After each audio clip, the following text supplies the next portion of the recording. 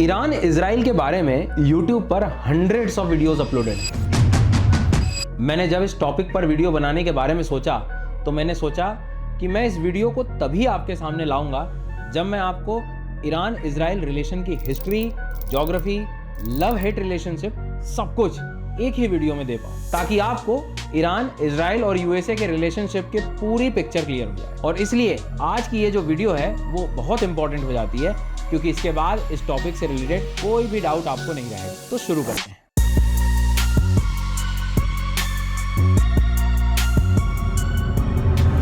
तो देखिए 28 फरवरी 2026 इस दिन मिडिल ईस्ट में कुछ ऐसा हुआ जो शायद आने वाले 100 सालों तक याद रखा जाएगा। इस दिन इजराइल और अमेरिका ने मिलकर ईरान के सुप्रीम लीडर आयतोल्ला अली खamenei को मार गिराया। Supreme Leader Ayatollah Khamenei. Supreme Leader the Ayatollah Khamenei. Supreme Leader Khamenei. One of the most evil people in history is dead.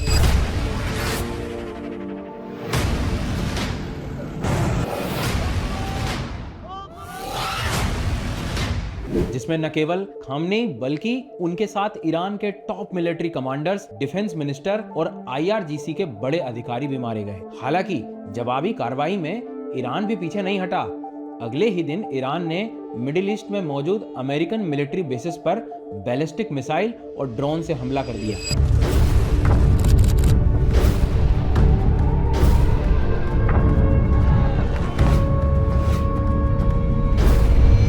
ये मिसाइलें इजराइल, कुवैत, सऊदी अरब, UAE, कतर, बहरीन और Oman पर दागी गईं। ये अटैक इसलिए खास है क्योंकि पिछले साल जून 2025 में भी 12 डे वार हुआ था, जहां इजराइल ने अमेरिका की मदद से ईरान के नतंज न्यूक्लियर फैसिलिटी पर हमला किया था, जो ईरान के इस्फहान प्रोविंस में मौजूद थी। और फिर ट्रंप ने बाद में सीज फायर करवाया था। लेकिन 2026 के ये हमले पिछले साल की बजाय और भी इंटेंस हैं, क्योंकि ट्रंप एडमिनिस्ट्रेशन का गोल अब ईरान में रेजिम चेंज करना है। लेकिन इन सब के बीच अगर आप आज की डेट में किसी से भी सवाल करेंगे कि भाई ईरान, इजराइल और अमेरिका के बीच चल रहे इस इंटेंस वॉर के पीछे का क्या कारण है, तो वो आपको यही सरफेस लेवल का जवाब देंगे कि अमेरिका, इजराइल एक टीम में है और वो ईरान के इस्लामिक रेजिम के खिलाफ है, बस। लेकिन दोस्तों, अभी मैं जो आपको बात बताने वाला हूं उसे सुनकर शायद आपको विश्वास न हो। वो ये कि ईरान और इजराइल जो आज एक दूसरे की जान के दुश्मन बने बैठे हैं, वो हमेशा से ही ऐसे नहीं थे, बल्कि दोनों देशों के बीच लंबे समय से डायरेक्ट और इनडायरेक्ट तरीके से अच्छे रिलेशंस थे। इसका अंदाजा आपको इस बात से लग जाएगा कि इजराइल जो आज ईरान की न्यूक्लियर फैसिलिटीज को ध्वस्त कर रहा है ना, जिसकी वजह से ये सब झमेला शुरू हुआ है, यह एक समय पर इन न्यूक्लियर फैसिलिटी को बनाने में इजराइल के ही साइंटिस्ट का बड़ा हाथ था। इसलिए आज की वीडियो में हम ईरान, इजराइल और अमेरिका के बीच इस कॉम्प्लिकेटेड जियोपॉलिटिक्स की बात करेंगे, जो आपके पूरे YouTube और किसी पॉडकास्ट पर सुनने को आपको नहीं मिलेगा।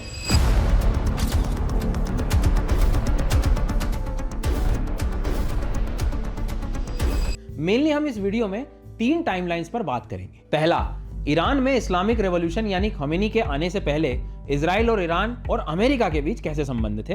दूसरा, जब खमेनी सत्ता में आए तो वो कैसे अमेरिका की गुड बुक्स में आना चाहते थे। और तीसरा, जब अमेरिका ने खमेनी को भाव नहीं दिया तब कैसे खमेनी इजराइल और अमेरिका के खिलाफ हो गए। दोस्तों, आज की वीडियो में ईरान, इजराइल और अमेरिका के इस कॉम्प्लिकेटेड रिलेशन को हम लोग समझने वाले हैं। साथ ही रिसेंट में हुए हमले के बाद वर्ल्ड फोरम में क्या क्या चेंजेस हो सकते हैं और उसमें इंडिया का क्या रोल हो सकता है, इस पर भी बात करेंगे। दोस्तों, आपको आगे की वीडियो आसानी से समझ आए, इसके लिए मैं सबसे पहले इजराइल और ईरान की ज्योग्राफिकल लोकेशन को जरा हम समझ लेते हैं। इसके साथ कुछ बेसिक टर्म्स जैसे मिडिल ईस्ट और अरब वर्ल्ड को भी समझ लेते हैं। देखिए, जब हम अरब वर्ल्ड की बात करते हैं तो मेनली अरब कंट्रीज उन देशों को कहा जाता है जिनकी एथनिसिटी अरब होती है, जिनमें 93% मुस्लिम, बाकी 7% में ईसाई और बाकी ट्राइबल कम्युनिटी आती है। यानी कि जब हम किसी को अरबी बोलते हैं तो इसका यह मतलब नहीं है कि वो मुसलमान ही होगा।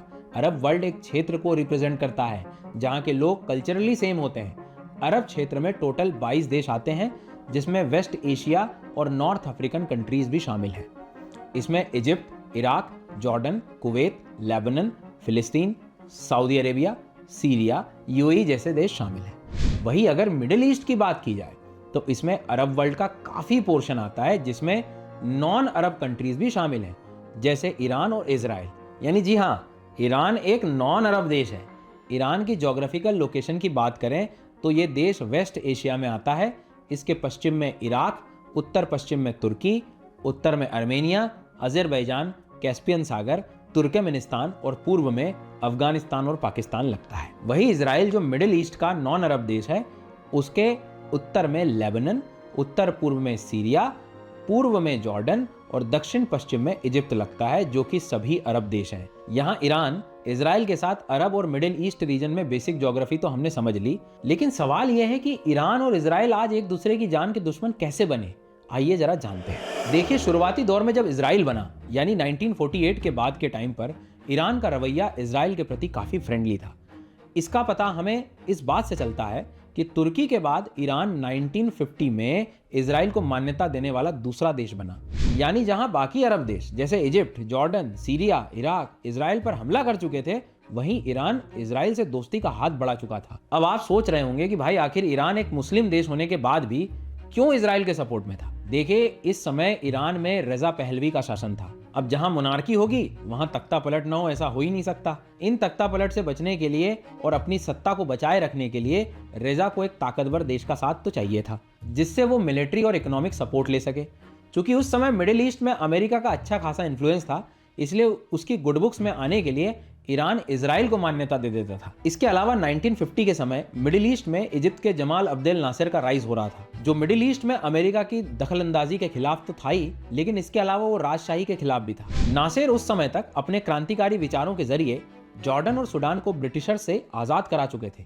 उनकी लोकप्रियता इतनी बढ़ रही थी कि रेजा पहलवी को लगा कि अगला नंबर उसकी सत्ता का ही है। चूंकि फर्स्ट इजराइल अरब युद्ध में इजराइल पहले ही इजिप्ट को धूल चटा चुका था, इसलिए ईरान इजिप्ट से बचने के लिए इजराइल से दोस्ती का हाथ आगे बढ़ाता है। तीसरा रीजन था सोवियत यूनियन, जो उस समय अमेरिका से टक्कर लेने के लिए और मिडिल ईस्ट में अपना इन्फ्लुएंस बनाए रखने के लिए इजिप्ट और बाकी एंटी अमेरिकन देशों के साथ था। इजिप्ट की सोवियत से करीबी के कारण ईरान की अमेरिका से करीबी होना स्वाभाविक था, और अगर ईरान अमेरिका के साथ है तो इजराइल के साथ रहना भी मैंडेटरी था। चौथा रीजन था ईरान का शिया बहुल देश होना, क्योंकि अरब के मोस्टली देश सुन्नी बहुल देश हैं, और शिया सुन्नी कॉन्फ्लिक्ट्स के बारे में मुझे आपको बताने की ज्यादा जरूरत है नहीं, वो आपको पता ही है। इसलिए उन सभी सुन्नी बहुल देशों से सुरक्षा के लिए ईरान इजराइल के साथ था, जो ऑलरेडी उन सभी सुन्नी बहुल देशों से युद्ध लड़ चुका था। पांचवा रीजन है ऑयल मार्केट, क्योंकि जहां मोस्टली अरब देशों ने इजराइल को बॉयकॉट कर रखा था, वहीं ईरान को इजराइल एक अच्छे ऑयल खरीदार के रूप में दिखाई दिया। तो मतलब इन सभी रीजंस की वजह से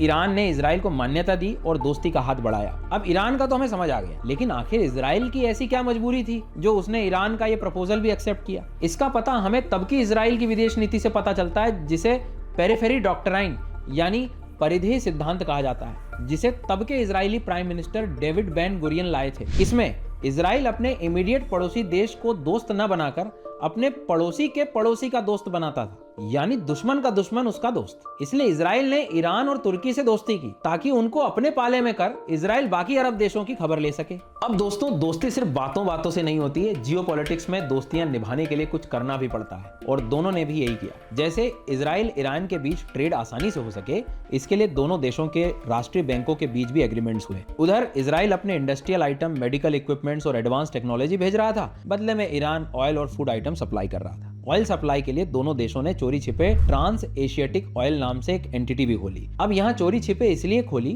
ताकि ईरान बाकी अरब देशों के सामने सर ऊंचा करके खड़ा रह सके। कोई उसे ये न बोल सके कि इजराइल जो फिलिस्तीन में मुसलमानों पर जुल्म कर रहा है, तुम मुसलमान होकर भी चंद पैसों के चक्कर में अपने जमीर को बेचकर एक काफिर से हाथ मिला रहे हो। इवन जब 6 डे वॉर यानी थर्ड इजराइल अरब वॉर हुआ, जिसमें इजिप्ट ने स्वेज नहर को ब्लॉक कर दिया ताकि इजराइल के खाने के लाले पड़ जाएं, तब ईरान इजराइल ने एलात अश्केलन पाइपलाइन कंपनी बनाई, जो इजराइल को ईरान से डायरेक्ट ऑयल सप्लाई करती थी। ये पाइपलाइन इजराइल को 40% तेल ईरान से देती थी और बाकी बचा तेल यूरोप का तेल पहुंचाती थी। 1973 की योम किप्पुर वॉर में ओपेक ने जब इजराइल और अमेरिका पर तेल प्रतिबंध लगाया, तब ईरान ने ही इस पाइपलाइन के थ्रू चोरी से इजराइल को तेल दिया। बदले में जो रेवेन्यू मिला, उससे रेजा ने ईरान के मिलिट्री भंडारों को मजबूत किया। तो दोस्ती बनाने के लिए ईरान इजराइल ने तेल का भारी ट्रेड किया। अब सिर्फ तेल से भले ही गाड़ी और फैक्ट्री चल जाए, लेकिन पूरा देश तो नहीं चलेगा ना। जियोपॉलिटिक्स में कोई देश सामने वाले का साथी तभी माना जाता है जब वो सामने वाले की सुरक्षा की जिम्मेदारी भी ले।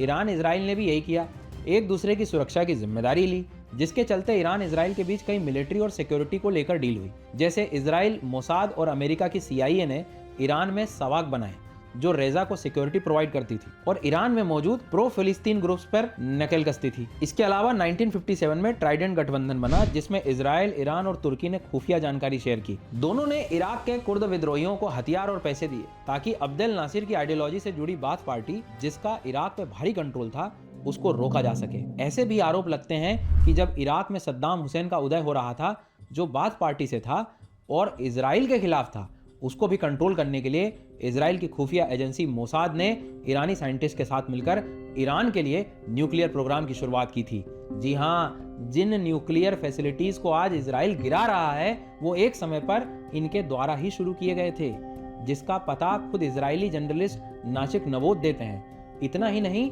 दोनों देशों के साथ मिलकर 1977 में प्रोजेक्ट फ्लावर शुरू किया गया जिसमें एडवांस मिसाइल सिस्टम को बनाया जाना था। कुल मिलाकर जब तक ईरान में रेजा पहलवी का शासन रहा, ईरान और इजराइल के संबंध काफी अच्छे रहे। उस समय ईरान में हजारों इजरायली डिप्लोमेट्स और बिजनेसमैन मौजूद थे। उस समय दोनों देशों के बीच इस रिलेशन को जियोपॉलिटिक्स में लव विदाउट मैरिज कहा जाता था। लेकिन फिर अमावस की रात की तरह 1979 की ईरानी क्रांति आती है जो ईरान इजराइल के इस बनाए स्ट्रक्चर की धज्जियां उड़ाकर रख देती है। ये क्रांति रेजा पहलवी को सत्ता से उखाड़कर ईरान के नए शासक रुहुल्लाह खुमैनी को सत्ता में स्थापित कर देती है। रुहुल्लाह खुमैनी के बारे में शॉर्ट में बताऊं तो वे रेजा पहलवी और उनकी नीतियों के खिलाफ थे और उन पर खुलकर बोलते थे। स्पेशली अमेरिका के साथ उनके टाइज के लिए वो रेजा को काफी क्रिटिसाइज करते थे। इसलिए सत्ता में आने के बाद भी उन्होंने वही रवैया अख्तियार किया और अमेरिका को बड़ा शैतान और इजराइल को छोटा शैतान कहा। उन्होंने फिलिस्तीन का खुलकर सपोर्ट किया और इजराइल से सारे रिश्ते तोड़ दिए। खुमैनी ने ऐलान किया कि इजराइल को नक्शे से मिटा देंगे। खुमैनी ने सत्ता में आने के बाद खुद को दुनिया भर में फैले मुसलमानों का इकलौता हिमायती बताने की कोशिश की जो मुसलमानों के खिलाफ हो रहे जुल्म के खिलाफ आवाज उठाता हो। लेकिन दोस्तों, जियोपॉलिटिक्स जितनी बाहर से आसान लगती है उतनी होती नहीं। यहाँ भी ऐसा ही हुआ। चूंकि रुहुल्लाह खुमैनी का पूरा राजनीतिक करियर रेजा पहलवी और अमेरिका और इजराइल के विरोध पर बना था, इसलिए सत्ता में आकर वो उनके साथ अच्छे संबंध नहीं रख सकते थे। लेकिन जैसे ही वो सत्ता में आए, उनके सामने इजराइल और अमेरिका से भी बड़ी प्रॉब्लम खड़ी थी। वो थी सद्दाम हुसैन का इराक की सत्ता में आना, जिसकी विस्तारवादी ख्वाहिशें किसी से नहीं छिपी थी। सद्दाम और खुमैनी दोनों ही अपने देशों को मिडिल ईस्ट का नया पावर सेंटर बनाना चाहते थे। इसी आपसी टसल की वजह से दोनों के बीच 8 साल लंबा युद्ध चला। अब ईरान जो खुमैनी के आने पर अमेरिका से दुश्मनी मोल ले चुका था और अमेरिका से कई प्रकार के सैंक्शन झेल रहा था, उसके पास फिर से इजराइल के पास जाने के अलावा कोई चारा नहीं बचता और वो ऐसे ही करता है। यहाँ इजराइल को भी मालूम था कि अगर सद्दाम इस वॉर में ईरान से जीत जाता है तो सद्दाम अगला अटैक इजराइल पर ही करेगा। इसलिए खुमैनी के सत्ता में आने के बाद भी इजराइल और ईरान के अंदर खाने चोरी छिपे रिलेशंस चलने लगे। यानी बाहर से तो दोनों देश एक दूसरे के जानी दुश्मन थे, लेकिन अंदर ही अंदर ये देश एक दूसरे की नेसेसिटी बने हुए थे। इजराइल ने साल 1981 में Israeli military industries, Israel aircraft industries और इजराइल डिफेंस फोर्सेस के गोदामों से ईरान को 75 मिलियन अमेरिकी डॉलर के हथियार बेचे। इतना ही नहीं, साल 1981 में ही इजराइल ने बगदाद के पास इराक के ओसरिक परमाणु रिएक्टर को नष्ट करके ईरान की मदद करी थी। इवन खुमैनी सरकार के लिए काम करने वाले एक ईरानी हथियार डीलर अहमद हैदरी के अनुसार वॉर के स्टार्टिंग में ईरान द्वारा खरीदे गए वेपन्स का लगभग 80% हिस्सा इजराइल से आता था। हालांकि इजराइल की सहायता के बाद भी ईरान इराक के युद्ध में कोई बढ़त हासिल नहीं कर पाया और 8 साल बाद ये युद्ध यूएन के सीज फायर के बाद बंद हो गया। अभी तक हमने वीडियो में 2 टाइमलाइन को देखा। पहला रेजा पहलवी का फ्रेंडली दौर, दूसरा खुमैनी का बाहर से दुश्मनी और अंदर से दोस्ती का दौर। लेकिन जब ईरान इराक का वॉर खत्म हुआ तब 2 इंसिडेंट ऐसे हुए जिसने ईरान, इजराइल और अमेरिका के बीच के तीसरे दौर की शुरुआत कर दी, यानी तीसरा दौर कट्टर दुश्मनी का दौर, जिसकी वजह से आज हम ईरान इजराइल को इस कट्टर दुश्मनी वाली हालत में देखते हैं। देखिए, हुआ ये कि सबसे पहले सोवियत यूनियन का पतन हुआ, दूसरा गल्फ वॉर में इराक की हार हुई। अब अगर आपको ध्यान होगा तो मैंने आपको बताया था कि दोनों देश साथ में कुछ रीजंस की वजह से थे, जैसे Soviet Union, Saddam Hussein, Abdel Nasser वगैरह वगैरह। लेकिन 1991 में ये सभी रीजंस अब इररिलेवेंट हो चुके थे, जिसकी वजह से दोनों देशों के बीच जो दोस्ती का गोंद चाहिए था वो बिल्कुल भी नहीं मिल रहा था। ऊपर से रही सही कसर अमेरिका ने पूरी कर दी, वो ये कि खुमैनी के आने के बाद ईरान और अमेरिका में 36 का आंकड़ा हो चुका था। लेकिन ईरान को अमेरिका की ये नाराजगी जम नहीं रही थी, इसलिए इतने सैंक्शंस के बाद भी ईरान ने गल्फ वॉर में अमेरिका को सद्दाम के खिलाफ लड़ने के लिए अपना हवाई स्पेस दिया, ताकि अमेरिका बदले में ईरान के साथ अपने अच्छे संबंध फिर से स्थापित कर सके। और सोवियत यूनियन के पतन के बाद जो पावर वैक्यूम मिडिल ईस्ट में है, उसको भरने के लिए ईरान को कुछ नई भूमिका दे। लेकिन अक्टूबर 1991 में अमेरिका स्पेन में पैलेस्टीन की शांति के लिए बुलाई गई मिडिल ईस्ट के देशों की मीटिंग में ईरान को न बुलाकर अमेरिका अपने इरादे साफ कर देता है। दूसरी तरफ इजराइल से भी ईरान को काफ़ी डिसअपॉइंटमेंट मिलती है। दरअसल 1993 में पैलेस्टीन लिबरेशन आर्मी इजराइल को एक देश के रूप में मान्यता दे देती है। दूसरा, उस समय तक आते आते अरब देशों की मिलिट्री स्ट्रेंथ उतनी नहीं बचती जितनी 1950 से 1980 के बीच थी। इसलिए अब इजराइल को अरब देशों से उतना खतरा नहीं था जितना पहले था। इसका मतलब इजराइल जो पहले पड़ोस के पड़ोसी को दोस्त बनाता था, अब वो सीधा पड़ोसी को ही दोस्त बनाना चाहता था, जिसमें ईरान को कोई जगह नहीं मिलने वाली थी। इजराइल ऐसा कर खुद का अरब देशों के 25 करोड़ की आबादी के बीच एक मार्केट स्टैब्लिश करना चाहता था, ताकि वो अरब की इकलौती इकोनॉमिक शक्ति बन सके। अब चूंकि 4 दशक से इजराइल इन्हीं अरब देशों से लड़ा है जिनसे वो आज दोस्ती का हाथ बढ़ा रहा है। अब जाहिर है कि ये बात इजराइल के लोगों को समझना बेहद ही मुश्किल था। इसलिए इजराइल ने अपने लोगों को खुमानी की 1979 में इजराइल के खिलाफ उगले कट्टरपंथी जहर को आधार बनाकर ईरान को इजराइल का नया दुश्मन घोषित करना शुरू कर दिया और अरब देशों से दोस्ती का हाथ बढ़ाने को कहा। और कट्टरपंथी डर केवल इजराइल के इजरायली लोगों को नहीं बेचा, बल्कि बाकी अरब देशों को भी बेचा। उन्हें कहा कि इजराइल का फिलिस्तीन पर कब्जा और उनके न्यूक्लियर हथियार उतने खतरनाक नहीं हैं जितना ईरान का इस्लामिक कट्टरवाद और आतंकवाद है। इजराइल ने इस कट्टरपंथ के डर को और बढ़ा चढ़ाकर इसलिए भी बेचा क्योंकि इजराइल को डर था कि कहीं सोवियत के जाने के बाद अमेरिका और इजराइल के रिश्ते ठंडे बस्ते में न चले जाए। क्योंकि पिछले 3 दशकों से अमेरिका इजराइल का सपोर्ट इसलिए कर रहा था ताकि वो कोल्ड वॉर में सोवियत यूनियन से एज ले सके। इसलिए इसके लिए उन्हें फिर से कुछ ऐसा चाहिए था जो दोनों देशों को जोड़कर रख सके, और ये गोंद इजराइल को कट्टरपंथी इस्लाम के रूप में मिली। पॉलिटिकल साइंटिस्ट एफ्राइम एनबर का मानना है कि उस समय के इजराइल प्राइम मिनिस्टर इत्जाक रॉबिन ने अमेरिका को ईरानी खतरे को इतना दिखाया जितना वो असल में था ही नहीं। अमेरिका और इजराइल के इन कारनामों की वजह से अब ईरान के पास फिर से एंटी इजराइल और एंटी अमेरिका के होने के अलावा और कोई भी चॉइस नहीं था। इसलिए ईरान फिर से इजराइल की कमजोर कड़ी फिलिस्तीन में मौजूद हमास और लेबनान के हिजबुल्लाह को फीडिंग देना शुरू कर देता है। हालांकि हिजबुल्लाह पर अपने आप में एक अलग वीडियो बन सकती है, लेकिन अभी के लिए इतना समझ लेते हैं कि हिजबुल्लाह को फंड कर ईरान इजराइल में हमले करता है। इसके अलावा 1997 में साहब 3 नाम की बैलिस्टिक मिसाइल बनाकर अपने तेवर साफ दिखा देता है। ईरान में मोहम्मद खतमी आए, लेकिन इसी बीच 9/11 का अटैक हो जाता है और अमेरिका को अपनी सुपर पावर की छवि को मेंटेन करने के लिए आतंकवाद के खिलाफ वॉर ऑन टेरर चलाना पड़ता है। हालांकि इसमें ईरान ने अमेरिका को लादेन को ढूंढने में काफी हेल्प की, लोकेशन इंटेल प्रोवाइड की और हमलों के लिए अपना क्षेत्र इस्तेमाल करने की परमिशन भी दी। लेकिन बदले में अमेरिकन राष्ट्रपति जॉर्ज बुश 29 जनवरी 2002 को इराक नॉर्थ कोरिया के साथ ईरान को एक्सेस ऑफ एविल यानी बुराई की धुरी डिक्लेयर कर देते हैं, जिसकी वजह से ईरान का कट्टरपंथी धड़ा जो अमेरिका के अगेंस्ट था वो और मजबूत हो जाता है। और 2002 के बाद ईरान अपनी जियोपॉलिटिकल हिस्ट्री में इस मोड में आ जाता है कि वो आज है। 2005 में ईरान में महमूद अहमदीनेजाद प्रेसिडेंट बनते हैं और ठीक रोहिल्ला खुमैनी की तरह अमेरिका और इजराइल के खिलाफ अपना कड़ा रुख अपनाते हैं। वो अहमदीनेजाद ही थे जिन्होंने ईरान के लिए न्यूक्लियर फैसिलिटी पर तेजी से काम करना शुरू किया था। इन्होंने ही इजराइल को नक्शे से मिटाने की धमकी दी थी। इसके लिए ईरान ने इजराइल के खिलाफ हिजबुल्लाह को मदद कर प्रॉक्सी वॉर शुरू कर दी। उधर इजराइल भी पीछे नहीं रहा और सीरियन सिविल वॉर में दोनों खूब लड़े। ईरान जहां सीरिया की गवर्नर असद रेजिम को सपोर्ट कर रहा था, वही Israel Sunni militant group Nusra front, al Qaeda offshoot, कई मिलिट्री ऑर्गेनाइजेशन को फंड कर रहा था। इसके अलावा ईरान ने फिलिस्तीनी लड़ाकू संगठन हमास को सालों भर से खुलकर सपोर्ट किया और इसी का नतीजा था जब हमास ने 7 अक्टूबर 2023 को गाजा से इजराइल पर 5000 मिसाइल दागी, जिसमें तकरीबन 1200 लोग मारे गए। इसके अगले ही दिन इजराइल ने ऑपरेशन आयरन स्क्वाड्स नाम से एक रिटेलिएट ऑपरेशन को अंजाम दिया। लेकिन इस रिटेलिएशन के बाद भी इजराइल मान चुका था कि हमास जो इतना बड़ा हमला करने की कैपेबिलिटी नहीं रखता, उसमें ज़रूर ईरान का हाथ होगा। इसलिए इजराइल उन सभी ईरानी लीडर्स को अपनी हिट लिस्ट में डाल देता है जो पॉसिबली हमास के साथ किए गए 7 अक्टूबर वाले हमले में इन्वॉल्व थे। इसमें पहला नाम था ईरानी senior officer brigadier general Mohammad Reza Zahedi का, जो सीरिया में मौजूद ईरानी एम्बेसी में मौजूद थे। 1 अप्रैल 2024 को इजरायली एम्बेसी पर हमला कर उन्हें मरवा देती है। आपकी जानकारी के लिए मैं बता दूं कि किसी भी देश के दूसरे देशों में मौजूद एम्बेसी पर हमला होता है तो यह हमला उस देश पर माना जाता है। यानी हमला भले ही सीरिया में हुआ था, चूंकि एम्बेसी ईरान की थी इसलिए हमला ईरान ने अपने ऊपर लिया।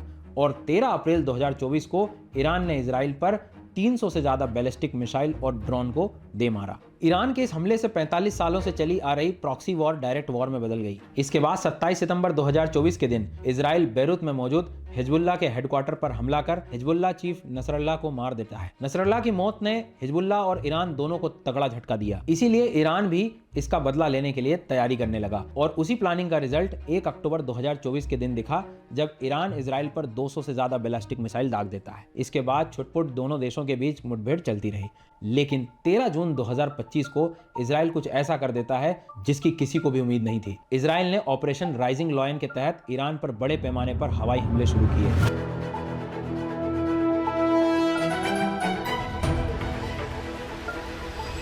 हमले में ईरान की राजधानी तेहरान, नतांज, इस्फहान, खोंदाब और खुर्दमाबाद में न्यूक्लियर फैसिलिटीज, मिसाइल कारखानों और सैन्य ठिकानों का निशाना बनाया। नतांज परमाणु संवर्धन केंद्र को भारी नुकसान हुआ, जिसमें ईरान के army chief of staff Mohammad Bagheri, 6 nuclear scientist और 20 से ज्यादा सीनियर सैन्य कमांडर सहित 78 से 100 लोगों की मौत हो गई। ये हमला करने के पीछे इजराइल का दावा किया गया कि ईरान का न्यूक्लियर प्रोग्राम न केवल क्षेत्रीय बल्कि वैश्विक सुरक्षा के लिए भी खतरा है। इसके लिए इजराइल ने IAEA यानी इंटरनेशनल एटॉमिक एनर्जी एजेंसी की एक हालिया रिपोर्ट का हवाला दिया, जिसमें ईरान पर 60% संवर्धित यूरेनियम रखने और गुप्त परमाणु गतिविधियों का आरोप था। बदले में ईरान ने ही अगले दिन 14 जून 2025 को इजराइल पर 50 से ज्यादा बैलिस्टिक मिसाइल दागी। कुछ मिसाइल तेल अवीव में हिट की। इसके जवाब में फिर से इजराइल ने ईरान की गैस फील्ड साइट दक्षिण पार्स, दुनिया की सबसे बड़ी जो गैस फील्ड, पर धावा बोल दिया। कुल मिलाकर ईरान और इजराइल के बीच चल रहा युद्ध, जो दोस्ती से शुरू हुआ, फिर तकरार हुई, फिर प्रॉक्सी वार हुए, फिर सीधी जंग छिड़ी, आज फुल स्केल पर वॉर में तब्दील हो चुका है। ऊपर से जब से ट्रंप आए हैं, बची कुची कसर उन्होंने पूरी कर दी। 28 फरवरी 2026 के अटैक से आज मिडिल ईस्ट वर्ल्ड वॉर 3 का सेंटर बन चुका है। आयतुल्लाह अली खामनेई की मौत के बाद से ईरान इंतकाम की आग में जल रहा है और पिछले कुछ दिनों में ईरान ने मिडिल ईस्ट में मौजूद किसी भी अमेरिकी ठिकाने को नहीं छोड़ा है। ईरानी मिसाइलें इजराइल, कुवैत, सऊदी अरब, UAE, कतर, बहरीन और ओमान पर दागी गई हैं। ये वार इतना इंटेंस हो चुका है,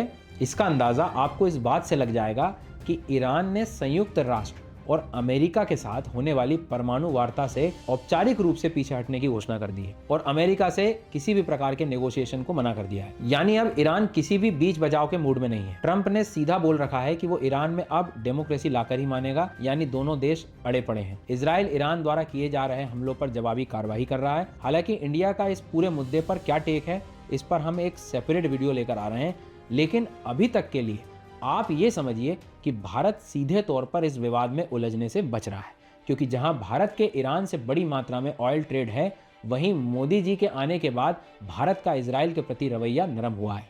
इसका पता इससे चलता है, जब भारत ने 2019 में पाकिस्तान पर हवाई हमला किया था, तब इजराइल ने भारत के आत्मरक्षा के अधिकार का समर्थन किया था, जबकि ईरान ने तटस्थ रहकर मध्यस्थता की पेशकश की थी। इसलिए इंडिया ने SCO ग्रुप द्वारा इजराइल के कंडेमनेशन को ज्वाइन करने से मना कर दिया है। जिन लोगों को नहीं मालूम है SCO क्या है, उन्हें बता दूं कि SCO यानी शंघाई कॉरपोरेशन ऑर्गेनाइजेशन एक अंतर्राष्ट्रीय संगठन है जो 2001 में स्थापित हुआ, जिसमें भारत, चीन, रूस, पाकिस्तान, कजाकिस्तान, किर्गिस्तान, तजिकिस्तान और उज्बेकिस्तान जैसे देश आते हैं और हाल ही में ईरान भी इसी ग्रुप में शामिल हुआ था। कुल मिलाकर दशकों पुरानी ये लड़ाई न जाने कब जाकर रुकेगी। दोनों देशों के बीच के इस लव एंड हेट रिलेशन को देखते हुए मुझे जर्नलिस्ट स्टैनली जॉनी का एक स्टेटमेंट याद आता है कि इंटरनेशनल सिस्टम का पहला सबक यह है कि कोई सिस्टम है ही नहीं। ये जो लिबरल रूल बेस्ड ऑर्डर की बात होती है, वो न तो ऑर्डर में है न ही लिबरल है। दुनिया तो बस एक जंगल है। आप जितने ज्यादा ताकतवर हो, उतने ही आपके जिंदा रहने के चांस ज्यादा होंगे।